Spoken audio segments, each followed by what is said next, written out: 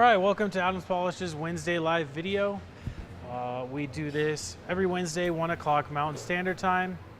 And today I'm actually pretty excited because we have a really cool topic. We've done it before a really long time ago, but not here on the YouTube version. So, we get some questions here and there about sort of machine polishing versus hand polishing. And so today what I wanted to do was essentially hand polishing versus machine polishing, and let's see the results and see what we can get. I think the last time I did it, the results sort of surprised me. But it's always interesting to kind of go through the paces. So on this car specifically, there's a ton of damage. There's actually, it's like snow scratches. So a bunch of snow on here, big snow brush it off. You can see that's when you know they're like very straight, whether it's side to side or from front to back. But a lot of like deeper scratches, a lot of different damage in here. And go show that side too, Chris, because that's the hand polishing side over here. But we're working with something that is this is just like a good subject to work on, because it kind of has everything. There's some road tar in here, some really old bug guts that are sitting on the surface, even like some etched in like where a bird bomb hit that was cleaned and etched into the surface as well. So really good thing to work on. And so remember, if you guys have any questions during the live, make sure you ask, make sure you put it in the comments, and I will answer any questions that you have. Today is all about education, and well, every week we do this is about education, and realistically it's really about giving you inside access to us, so you can learn more, and hopefully this helps a little bit. So I just want to give a quick overview of this is the first sort of scratch removal product that Adam started selling, and this is called Scratch Out. And you can see these are just Avery labels on here that he would print out and put on this like standard bottle. And this was kind of severe scratch and oxidation removal. And this wasn't necessarily to do your whole car. This was just sort of spot treatment, which I would say, when it comes to hand polishing, that's sort of what it's for, is spot treatment, not to do your whole car, because it's just so much work to do it by hand. But this was the first product he sold, and then he started selling this product, which was called Revive Hand Polish, and it's sort of a non-abrasive paint cleanser. So we actually have been selling Revive Hand Polish for like quite a long time. And then, I think Adam quickly realized that you couldn't remove damage from the clear coat by doing it by hand. A little bit, but you couldn't make your whole car look good. And so he progressed into like a fine machine polish. And I grabbed these off of our shelf that has like our old artifacts of Adams polishes. And so, very kind of cool stuff to look at, and just a little bit of history as far as like what Adam used to sell and what he used to do. So pretty cool. But now our new systems now with the hand polish, we have a scratch and swirl remover, and then we have a hand polish, and everything in our polishing system, whether it's by hand or by machine, is all color coordinated. So you can see scratch and swirl remover goes orange scratch and swirl remover product on the inside of the bottle with an orange hex grip applicator. Same with the hand polish, blue hex grip applicator, hand polish, all right? And the cool thing is, it's sort of both of them are two-step systems. So you use the scratch and swirl remover first to remove a lot of the damage, and then you use hand polish to remove the haze from the scratch and swirl remover. So really cool system here, an effective system. And then when you get, we talk about the polishing system all the time. So, compound and polish paired with the compound and polish pads. I kind of have everything here ready to go other than graphene ceramic coating it. So just give a quick call out. Hey, Rick Archuleta, who's on here every week, says, hey, what's up, guys? What's up, Rick? Glad you're on here. Argon 303, yo. And Eric Perez says, that's a cool shirt, man. Well, thank you. And I will say, the patch is on the wrong way. We know that. We had these made 2017 for, actually it might have been, yeah, 2017 for SEMA. And we realized that this patch should be on this arm because the flag's supposed to be going like you're walking into battle and it's blowing behind you. But I think for civilians, not as technical. So I think I'll be all right. But always nice to have American flag on your shoulder, you know? So, all right, let's get into this. So I'm gonna start, I did actually clay this. I had to clay this 3 times, and you can see there's still like some brown on this clay bar because there was so much bonded contaminants on here, from tree sap to road tar. I couldn't even tell you. There's just so many things. So, so there you go. Clayed it first using the detail spray as a clay lube. Sort of, you know, just very simple, like spray a nice thin mist on here and use the clay bar to go over the surface and remove any bonding contamination. Bonding contamination essentially is stuff that's stuck to your paint that you can't get off with washing your car. So you have to use a synthetic clay to grab onto all this stuff and pull it off. So always want to make sure and do that before you start actually polishing. And you know, you can really tell if you have bonded contamination by feeling your paint. You can feel bumps all over it. Or if you run your hand over it and you have a soundtrack, or you can hear a noise and it feels like sandpaper, then it's time to clay. So I made sure and did that first before I start doing this. So I think what I'm gonna do is, I'm gonna start with the hand polishing system on this side. We have this tape line, so what we'll be able to see is where the hand polish gets us, what we started with, and then where the machine polishing gets us. So, and make sure, ask questions, because that's the whole point of doing these lives. So first, what you want to start with when it comes to hand polishing is scratch and swirl remover. All right, so scratch and swirl remover is a very cool product. It's actually inside, the abrasive inside of this is a pumice stone that has been put into a kiln, and they fire it. So, or they kind of heat it up and bake it essentially in a kiln. And while that does that, it sort of reduces the structure of the pumice stone. So when you get the abrasive into the bottle like this with some other things that help hydrate it and keep it you know, some lubricity, as you use it, that kilned a pumice stone breaks down as you use it. And you always want a diminishing abrasive that when you start, it's going to start at its peak of like abrasiveness, and then it's going to break down and refine, and that's how you make your paint look so good. So so yeah, and remember, scratch and swirl remover and the orange hex grip applicator.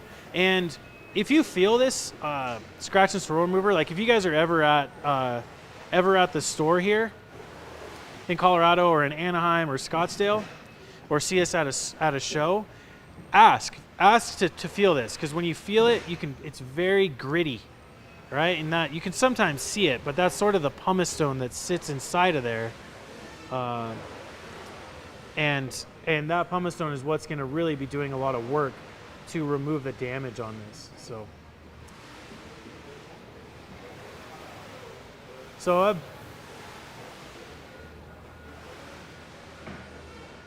okay, so I have just got a quick question. I can see the comments right over here.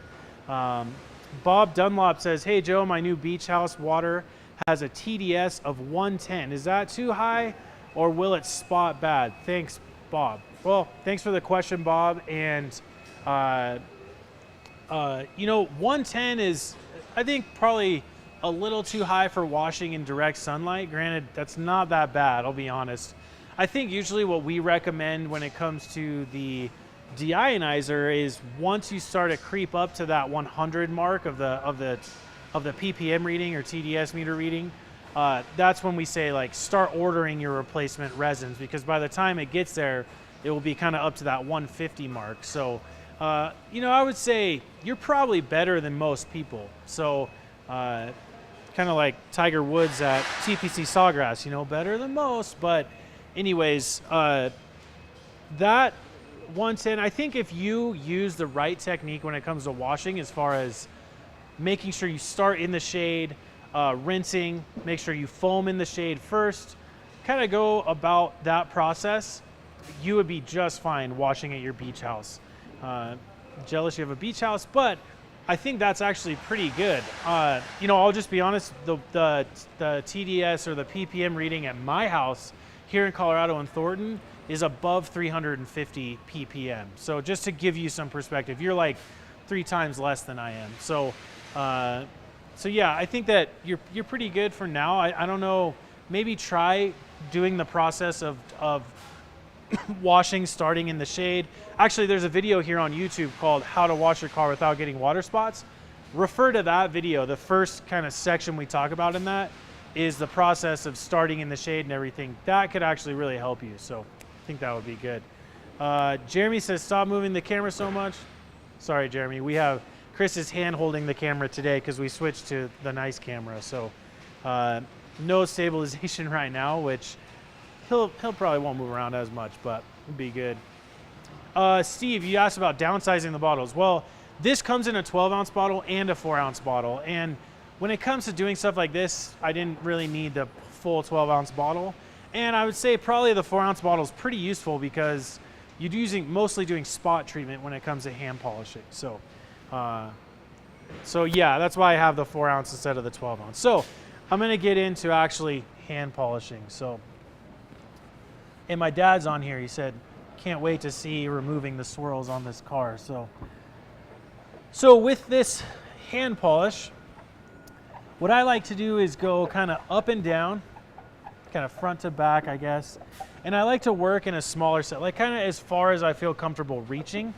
And this is about not necessarily as hard as you can push into the paint, but how many times you go over it. And the more times you go over this, the more that the abrasive in here is gonna break down.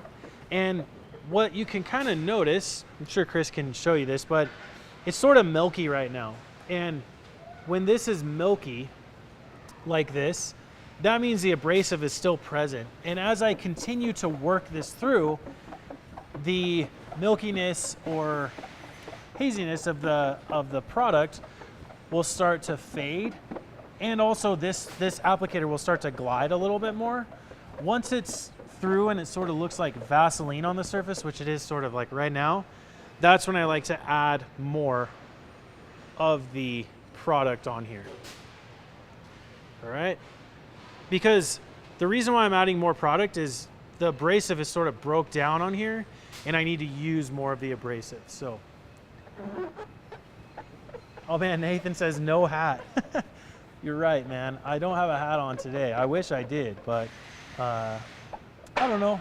Listen, I felt like today being a little more fancy, get dressed up in a collared shirt, no hat, and probably a bad choice because my arm is tired already.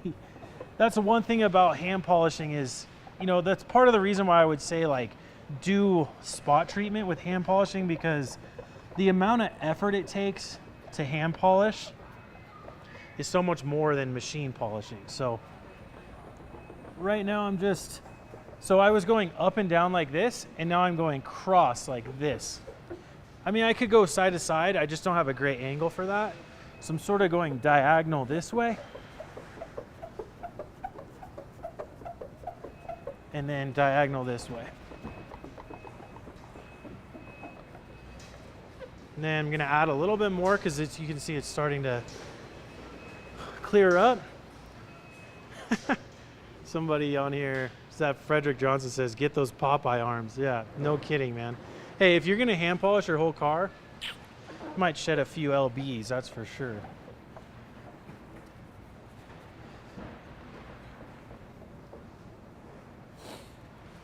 You know, I think, like I was talking to Adam right before I went live to ask him about his old hand polishing system, and just, you know, he kind of talked to me a little bit about like hand polishing.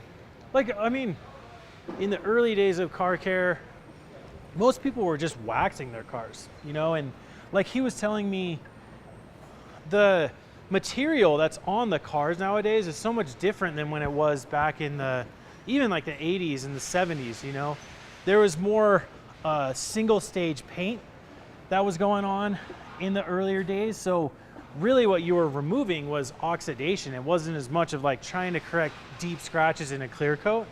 And so getting away with just waxing or glazing your car, and even like using like a cleaner wax, that's something that a lot of people talk about and use. Those were really good enough to just remove, I mean, when you remove oxidation from a single stage paint car, it makes the car look super shiny. So that's what a lot of people were doing with, you know, more of a hand system, whether it's a cleaner wax or even like a scratch out like Adam used to sell. But, you know, as material on cars has shifted to more clear coat, and clear coats can be pretty hard, you know, you need something more aggressive, which is machine polishing, to really remove damage that is in the clear coat, the paint. Because essentially clear coat is just paint, but no pigment, no color in it. And so, but paint nowadays is so different than it was back with the lacquer, you know, lead-based paint. And so, gosh, I'm like done for. Just kidding. But yeah, so doing it by hand, you can see I'm working in a little bit bigger area, trying to remove as much damage as I possibly can. I just want to try to get the best representation of what we can achieve by hand versus by the machine on this side. Okay. I think I'm done with scratch and swirl remover. And what I'm going to do is leave that on there. We'll set the scratch and swirl remover aside, and then we move on to hand polish. All right? Well, actually, you know what? Before I move on to this, let's wipe this off so we can see. I'm curious if there's any haze or anything left behind from scratch and swirl remover, and sort of the results we've achieved so far. So again, legitimately, this is very surprising to me. It actually did a lot of work. Definitely this part of the car looks more glossy, and it didn't leave too much haze. Not really any at all for the most part. And it feels so much better too. But you can see there's a ton of like deep scratches in there. So then what you would do after that is you would move on to the hand polish. So now we go hand polish, and this is essentially, I'm going to shake this up because it's a little wet inside of there. I'm going to put same thing, hand polish and a little X the best I can, and we'll just go over the surface with the hand polish now. Now, hand polish should add a little bit more depth and clarity to what I had just done with the scratch and swirl remover.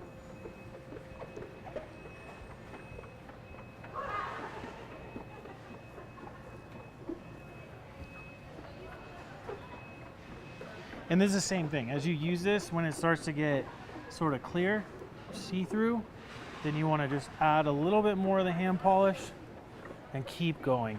Now, I will say this. Hand polish most likely, I don't know technically because I'd have to ask Chris Galhar, but I'm pretty sure that hand polish has a little bit of fillers in it. Fillers are going to hide scratches. So even if it looks like you did a ton of work, even after you wash it a few times, you may still see some of the scratches that you couldn't remove or that maybe you filled in. So somebody asked, how many passes in each direction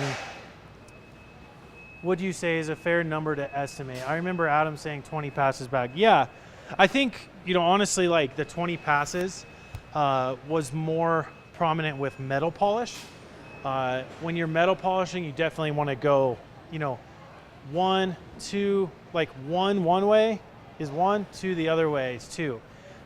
With metal polishing, it's like at least 20 times you go over the surface. So with metal polishing, yes, and I would say you might as well just adapt that to hand polishing.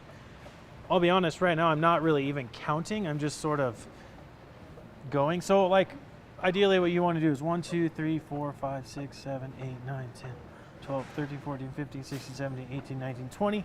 And then 1, 2, 3, 4, 5, 6, 7, 8, 9, 10, 11, 12, 13, 14, 15, 16, 17.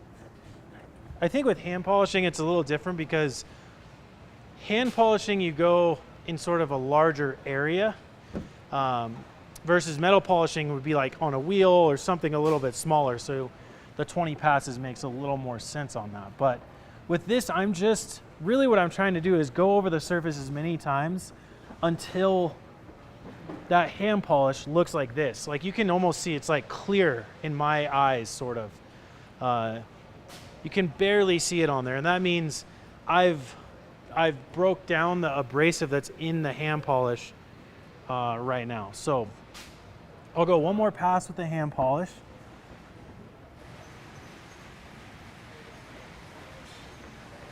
This, oh my gosh.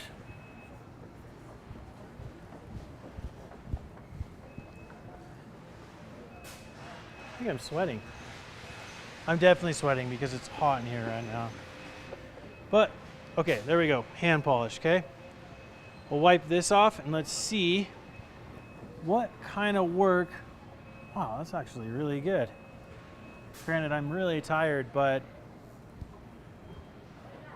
put some effort into that. It's pretty cool. All right, hand polish. Looks pretty good. What do you think, Chris? Yeah. Yeah.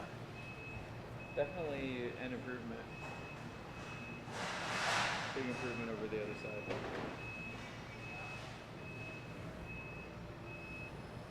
Let's see, Jean-Pierre, I don't know how to say your last name, or Jean-Pierre probably. He says, what would happen if you apply some graphene coat in between steps? Would it help fill deep scratches or will it be completely removed? Just curious.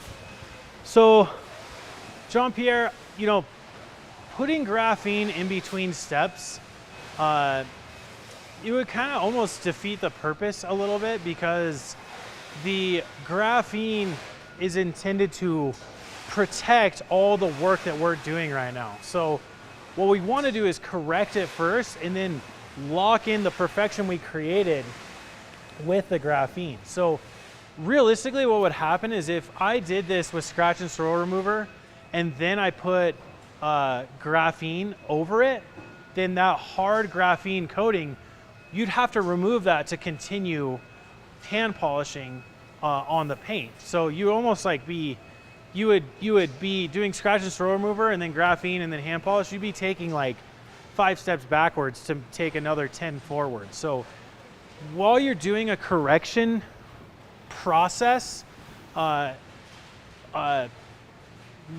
sort of separate the correction process with the protection process. And the correction process, whether you're doing it by hand or you're doing it by the machine, should be sort of a standalone process. Then once you're done with that, then you move on to the protection or you know, locking in all the work that you had just done. So I personally sort of think of car care as three, it's like a trifecta of like, I don't know if it would be categories or concepts maybe, but like number one, if you have a car like this, it has a ton of damage. Like I'm sure they bought this car used.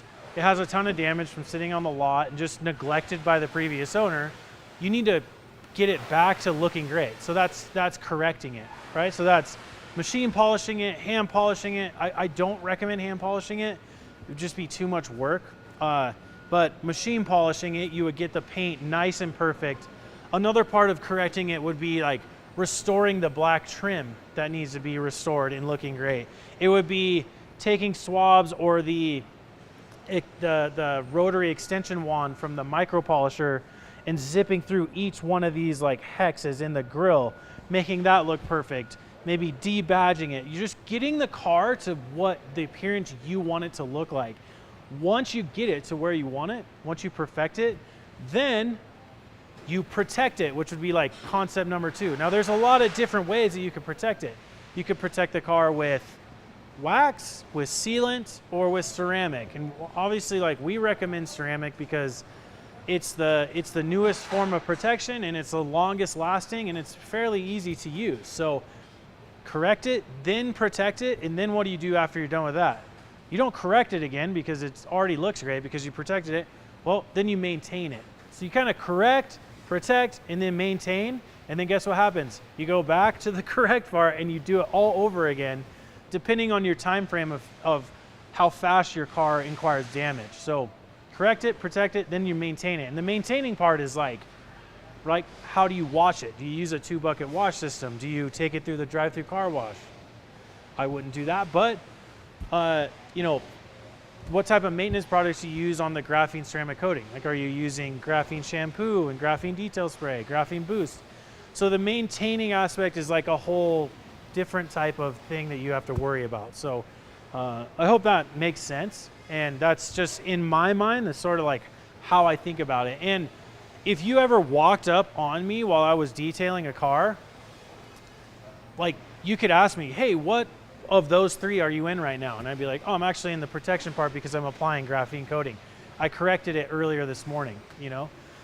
Or if I'm washing it, I'm in the maintenance part of things, you know? So, and some of them have a little bit of crossover, but for the most part, that's just sort of like the triangle that I think about. So, all right, we did the hand polish. Now I'm gonna get into the machine polishing. So the one thing I will say about the hand polishing system is that you have these hex grips that are color coordinated. One thing you don't have with the hand polish or the scratch and swirl remover is a microfiber pad, which I do have for the machine, which is gonna actually make it a little bit more effective. And so I'm gonna start with microfiber because I know the damage on this car is so crazy. So we'll start with that. And let me see.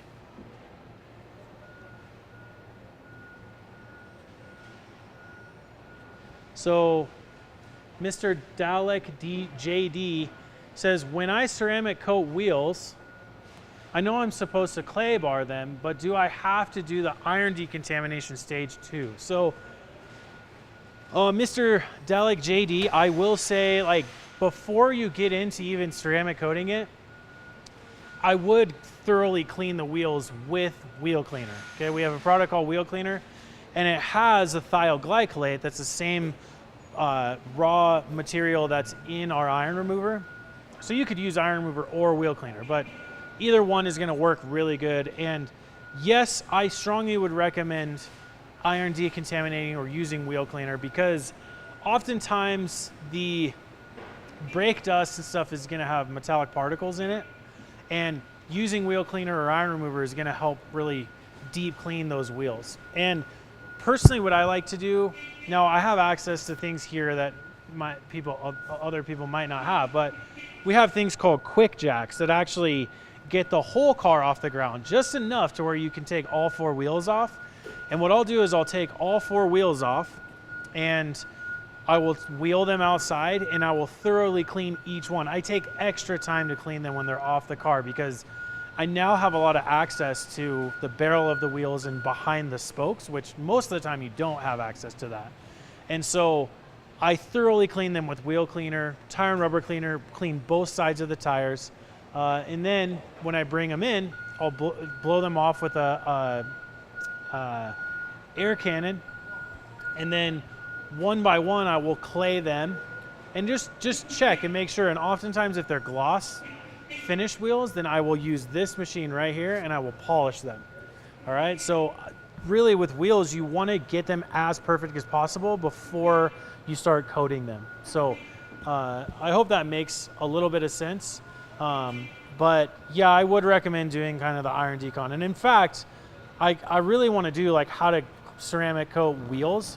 And maybe in the next few weeks, we'll do that because I think it's just a cool thing. And listen, if you don't have access to quick jacks, you could get 2 jack stands. You could jack your car up and put jack stands under the front part of the car, take off those 2 front wheels and do those, you know, clean them, ceramic coat them. Then once they're done and cured by like the next morning, put them back on. And if you have time to do the back, then jack the back of the car up, take those off, you know, quick jacks, or sorry, jack stands in the back, and then go clean those and do those as well. So yeah, I think definitely. Bob Dunlop on the same kind of topic says, is the iron remover okay on powder coated wheels? Yes, it's okay on powder coated wheels. Just make sure they're cool to the touch, and also you don't let the product dry and sit there for a long time. So using them, you know, I'd probably avoid being in super hot weather like in Arizona, or even here it's like 98 degrees, but you don't want that product to dry and sit for a long time. So, but yeah, powder coated wheels, fine. You just have to clean them as normal. So Eric Perez has a good question, and we're going to talk about that here in the machine polishing. But his says, do you guys have anything I can spray on the microfiber pad to help condition or prime it? Now, yes, kind of, but there's also a cool process that you can do to help prime the pad. I'll show you that right now. And actually, there's a whole nother product that you can use that I think works really well. And needs sort of a more specific sprayer, but I'll just use this one for right now. But we have this product, we do not talk about it very much, and I think it's actually a really cool product, and it comes with a separate sprayer, so don't try to use this sprayer, but it's called sprayable compound. So Eric, I'll talk about that here in 1 second. So priming your pad, this is how I like to prime my pad. So I know I'm going to be using the compound. So if it has blue foam on the pad, you're going to use the blue compound. And so I always like to make sort of a X on here. So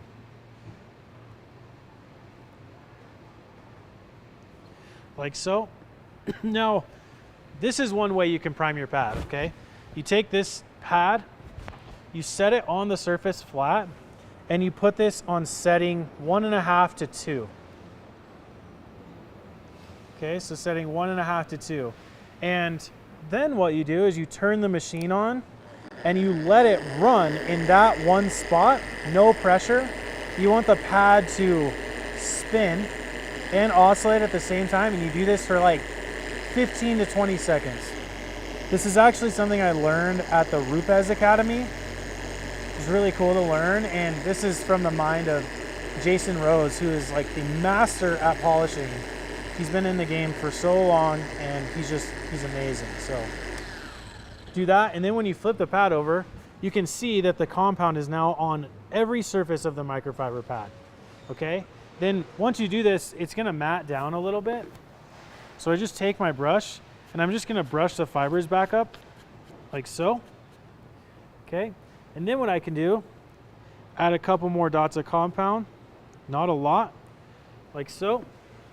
And now you can go straight into polishing. And I like to run my machine setting 4 or 4.5. So this is setting 4. A little bit of pressure.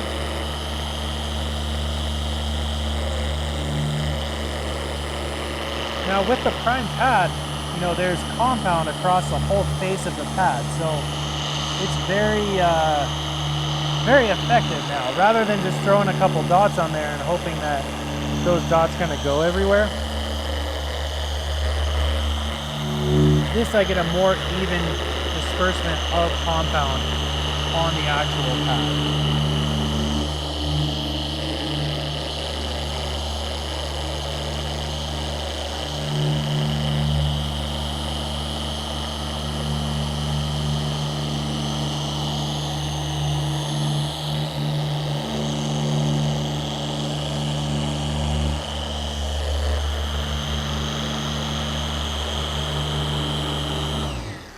Now, Eric, another way to prime your pad, which is kind of the old school way that Adams Polishes has taught it for years, is you put the compound, 4 dots of the compound on the pad like so, okay?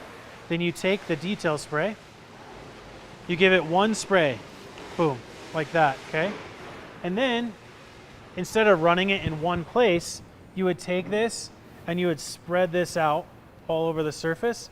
The reason why you spread it out is so when you turn the machine on, it doesn't sling polish all over me, Chris, the camera, you at home. all the stuff, right? Or at work. I think a lot of people bail on work while they watch this live. But then you just turn the machine on and start going.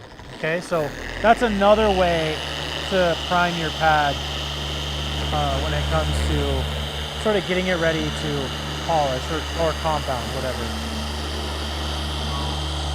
I do kind of like the priming the pad by running it on setting 2, doing the X. The reason why I like it is because it spreads compound or polish out, you know, disperses it more evenly throughout the whole pad, and seems to work really good. But right after I'm done with this, I'm going to show you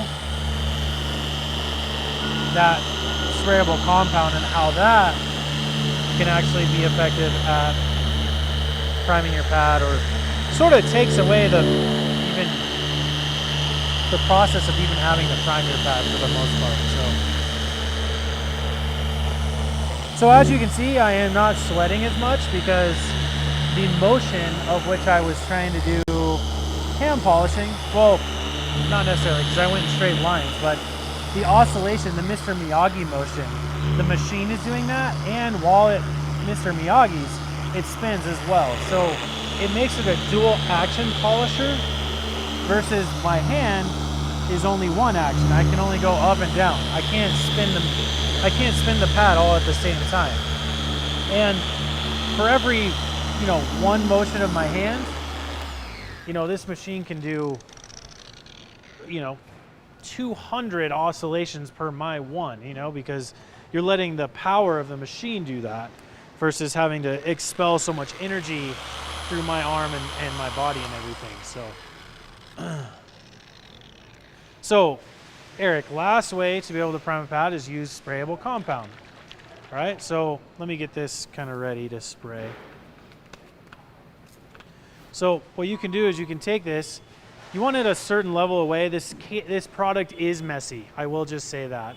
But you can get it nice and close and you can spray twice and it will disperse. See, I got a little overspray on my hand and on the machine, but it disperses, you know, it atomizes the compound onto the pad. So when I set this on here, it's like a very even, you know, it's very even all over the pad. So that's just like a whole nother way that you can prime your pad by using a sprayable compound. And actually, I really, really like the sprayable compound. I don't talk about it very much. I feel like we don't like utilize it as much as we should, but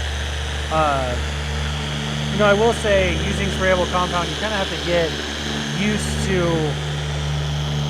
spraying it a certain way. You got to always aim away from the car, because there's times where I've used it and I went to spray it on the pad and just completely hit the car with the spray. So just being thoughtful with how you use it. But really great product. I don't know if you can tell, but the cool thing about sprayable compound, since it's more in a liquid form, it tends to stay open longer while you use it, meaning there's a lot more lubricity allowing you to polish and break down the compound longer, which I think is really cool. So like, I'm gonna brush the fibers out again with the sprayable compound in it. I can just give a quick little spritz of detail spray and I can just keep going.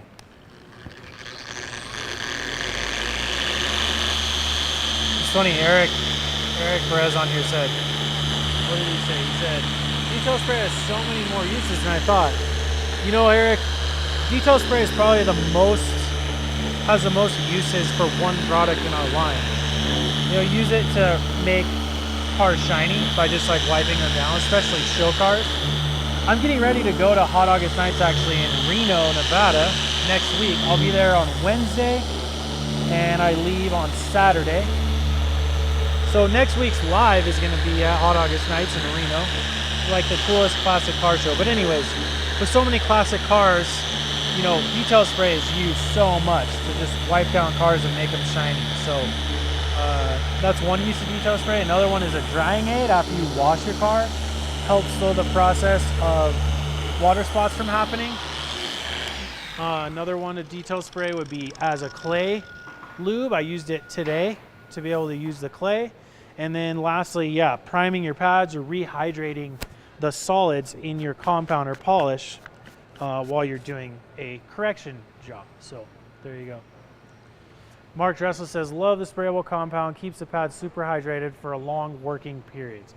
Mark is he's right. It's one of those things that, like, you know, once you've used it and you understand like this type of what it looks like on here, you realize that it's a really great product and allows, you know, there's a term when it comes to machine polishing, and that is open time of your compound or your polish. And you'll hear like you know, some more experienced people who do correct machine polishing or paint correction talking about, I really wish that my compound had a longer open time. And that just means that you can polish for longer or compound for longer without it dusting and getting dust all over the car. Like you can see, there's no dust on this car right now. You know, if you use certain compounds, the abrasive dries out and then it gets dust all over the car. With our stuff, it doesn't really do that, which makes it very effective. And because it doesn't really dust at all, it allows you to do more passes breaking down the abrasive in it, and it makes finishing it a little bit better. So what I'm going to do is I'm going to just take some detail spray to spray on here to make wiping this compound off a little easier. And what I want to do is see what kind of work we were able to get done with the compound before I start moving on to other things.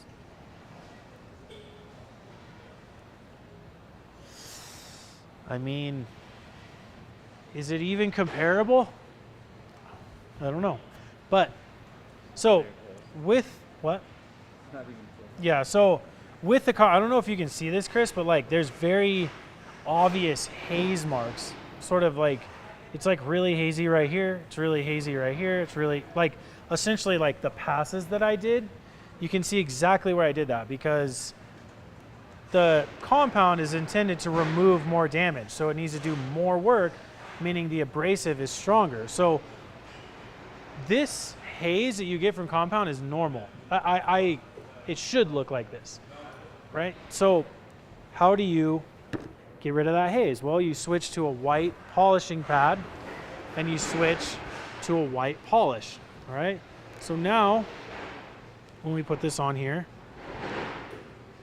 like so, you take this and we do the same exact thing, but what I'm gonna do is switch my speed to setting 2 or 2.5.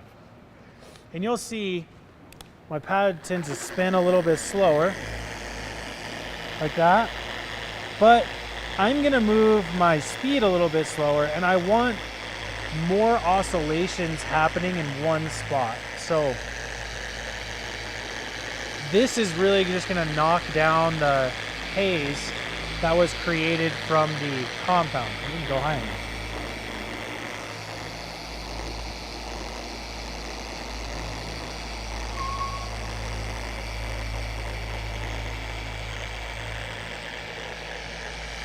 Now I will say this, the machine polishing and paint correction is one of the things I think most car care enthusiasts are probably the most scared about doing to their own stuff. They think that they can screw it up. And I will just tell you right now, you can't really screw it up. The systems that have been developed by Chris, our chemist, the abrasives that we use, the effectiveness of the machines, it really takes out a lot of the human variable in it and allows the technology of the formulations to kind of do its thing. So, you know, this is like really easy. The one thing I will say is just a little time consuming, but if you're going to apply a graphene ceramic coating to your car, you sort of have to do this because you have to get your car perfect before you lock in the perfection with the graphene ceramic coating. So I pretty much just did 2 passes with that. We can stop there and we will check the progress that we made with that.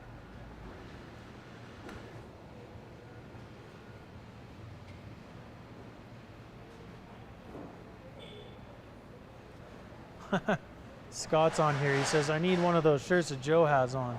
Scott, I would give you this one, but it won't fit you.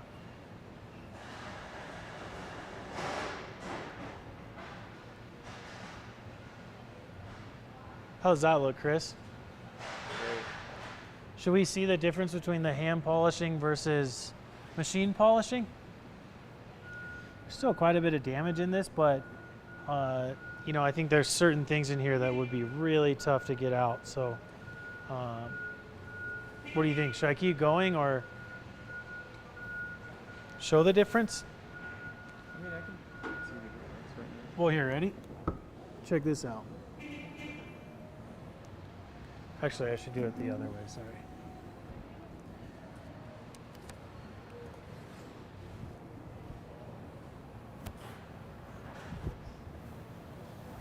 Whoa. So, hand polishing.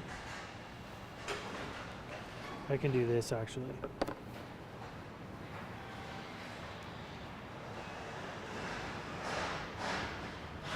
I'll go like this. And this, we will make sure and know is the hand polishing system, right? And then over here, we will know that this is the machine polishing system.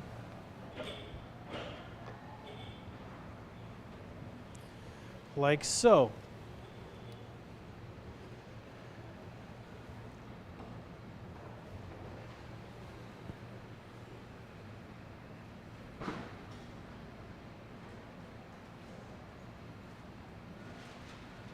Both of them really got a lot of scratches out.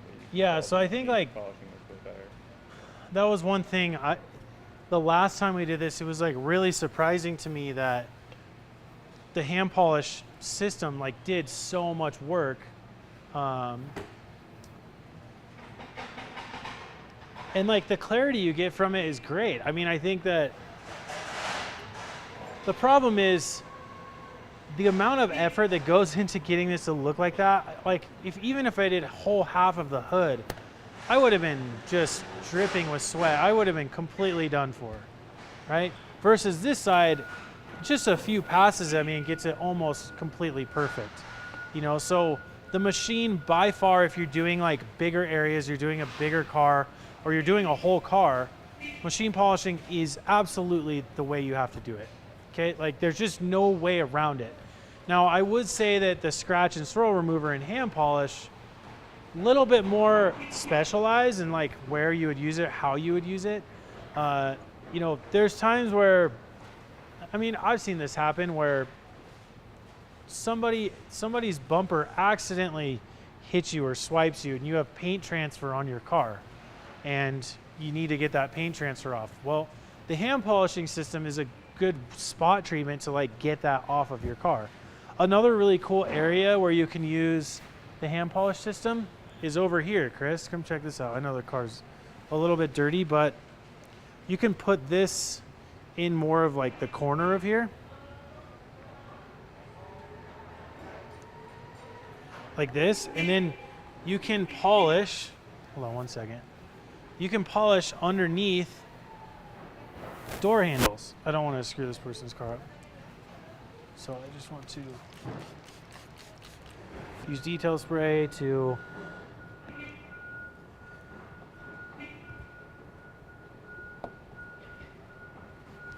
and then take the hand polishing system and get underneath here, because fingernail scratches underneath here just, I mean, happens to every car. So taking this, putting this in here.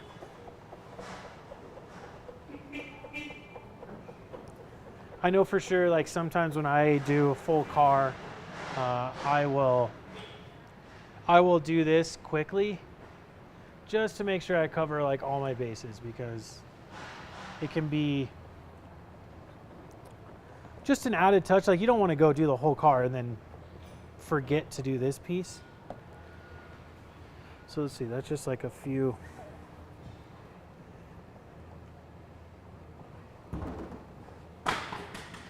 May not be able to get everything fully perfect, but I mean, that looks a lot better. But realistically, what I would do probably is take more of, instead of the hex grip like this, I would use one of these. You know, and this one, you can just, you know, you can push your fingers down a little bit more, push your fingers in and like really get in there. You want to see that? Or you want to see over here? We could keep polishing a little bit more, but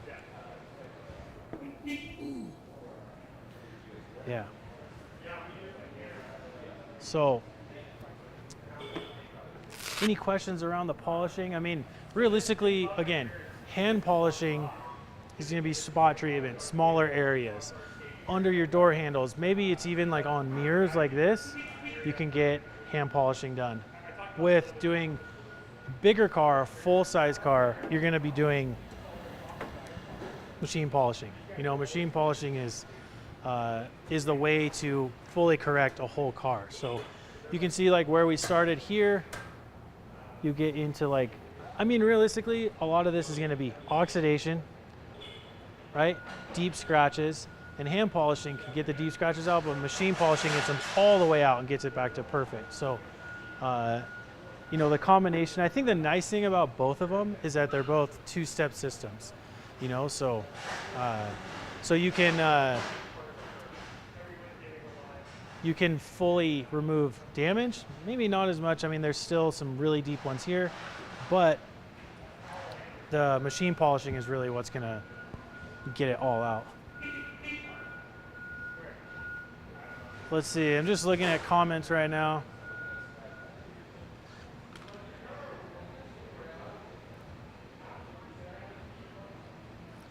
So Mark Dressel says, I've been asked to do a detailing demonstration at a large Mustang car show. Would the hand polish tools work okay since I won't have power to use my polisher?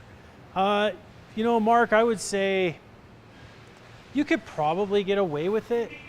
You know, I would say though, like, if you do that, you wouldn't want to give false hope that you could just hand polish a whole car, a whole Mustang, because there's no way you could do that, you know. Now, granted, you know, more modern Mustang paint is like a little bit softer, so it's a little bit easier to work with.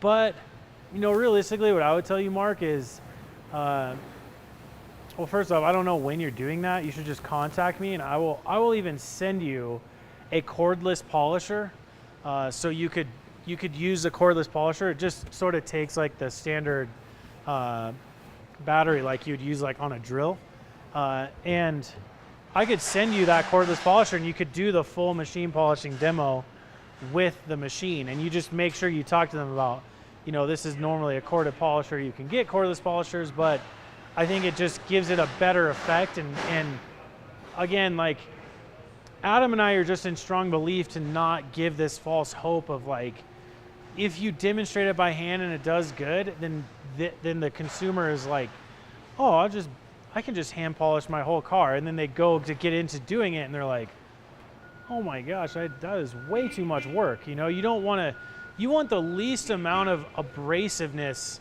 not when it comes to polishing, but like in your process. You don't want it to be too stringent on your body, on your mental capacity.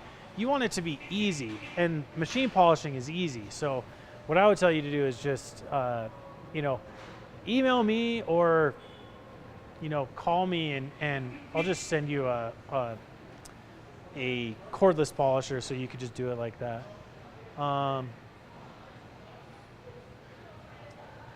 Let's see. Just reading more comments and then we'll probably jump off here in a minute. We're a little early anyways. Christian says, great information. Thanks, Joe. Well, Christian, thanks for hanging out and watching. I mean, I'm just honored that people are on here hanging out, learning stuff. You know, I think that's the whole point of this is, you know, how can I help teach people and make their lives easier? That's really all it is. Nathan says, is Adams going to update the cordless polisher to compete with the new Milwaukee line? Probably. I will just say that. I don't know when, but yeah, probably. I mean, I think the cool thing about it is cordless polishers are becoming more relevant, and I think the thing about it is battery technology is getting better. So, you know, a lot of these cordless polishers, before when you would get them, you'd use them and they would stall, and they just didn't have the oomph to really power through correcting. And also with the progression of formulas like compound, sprayable compound, make those machines very effective as well. So you know, the better that those machines get, the more that people are going to want them and they're going to need them. So yeah, I think we're always like developing new stuff. Definitely has been on the topics a lot. Alan made a comment on here. I'm not going to repeat it, but Alan, I just want to say thank you. You know, I agree. But there's a lot of good stuff out there, and I think that you know, I think what we try to strive for is to help teach people the process, to give you support on, like, if you get a bottle or you buy this and that, there's never not a product that you don't know the process on how to use it. And I think that, you know, like Adam has always said, the process is equally as important as the product you're using. So if you get a really, really great product, but you don't understand the process, it's sort of pointless, you know? So, Alan, again, he says, y'all's graphene spray coating advance is so good. Again, I agree. By the way, yesterday we were shooting a video. We did an update video to how to apply graphene ceramic coating to your car, because we did it like a really long time ago, and some of the things have updated. Like, we don't use the graphene ceramic coating on the windshield. We use the graphene ceramic glass coating on the windshield. And the car we worked on had a soft top, and on the soft top we treated it with the graphene ceramic spray coating advanced. And let me just tell you, I'm not even going to tell you, I'm about to show you right now, because Chris and I were like freaking out about it, because look at the beating effect that was on the, this was on the, it was a BMW convertible soft top, and that's what it did after we had graphene ceramic coated it. So just really incredible performance. Obviously, I mean, I think that's just one of those things you don't really consider as graphene ceramic coating fabric. And you know, I did it to my outdoor furniture, graphene ceramic coated my outdoor furniture. So you know, I think we'll probably sign off in like 1 minute, but any more like last questions? I will just say this really quick, everyone that's watching, if you're in the like Lake Tahoe area, Reno area, Sacramento area, make sure to go check out Hot August Nights next week. I think it runs from like Tuesday through Saturday, maybe even into Sunday. Greg just jumped on. He for sure is going to be there. But Adam and myself will be there. Dan will be there. And I'm going to be there mainly to get video and highlight the team, because I'm so appreciative of all the event staff and the show teams that just absolutely kill it every year. But Hot August Nights is also like one of my favorite shows of all time, because it's the greatest classic car show you'll ever go to. I think there cannot be a car newer than 1972 that pulls into the parking lot. So you just get resto mod, classics, you know, you get all kinds of stuff there. Gassers, which I didn't know I loved until a few years ago. Saw a gasser, that thing was freaking incredible. But yeah, Hot August Nights, if you're around, go check that out. Come hang out with me. I will hang out, teach you whatever you want. We will be going live there from next week, so make sure you jump on so you can see the event. We'll be at the Grand Sierra Resort in Reno, which is like the biggest display of classic cars. And you know, we'll do a bunch of different stuff there. We could walk around the booth, you could meet the show team. It'll be really fun to hang out and watch. I think Mark Kuzma will be there too, which is even cooler. So, and then I think the end of August, I will also be in Carlisle at the Carlisle events for Corvettes of Carlisle, which is another really huge Corvette show. I mean, thousands of Corvettes. And one of our buddies, Mike Furman, who sells Corvettes, sold his 6,000th Corvette of his career. And the GM execs are going to be in our booth with Mike Furman, and we're going to be celebrating him and his achievement of selling 6,000 Corvettes. And you know, he's been a really great person for us. He gives away gift cards and Adams Polishes kits because he's very passionate about keeping Corvettes looking so good. So we are very excited to be able to go and celebrate Mike Furman as well. That's going to be really fun. So I'll be in Carlisle as well at the end of the month. Same with Dan and same with Adam as well. So if you want a chance to come hang out and learn stuff from us in person, those are two great events to go to. So Mark, thank you. Frederick, thank you, man. You know, I'll catch you guys next week in Reno at Hot August Nights. It's going to be awesome. And thank you guys for watching. We'll see you next week.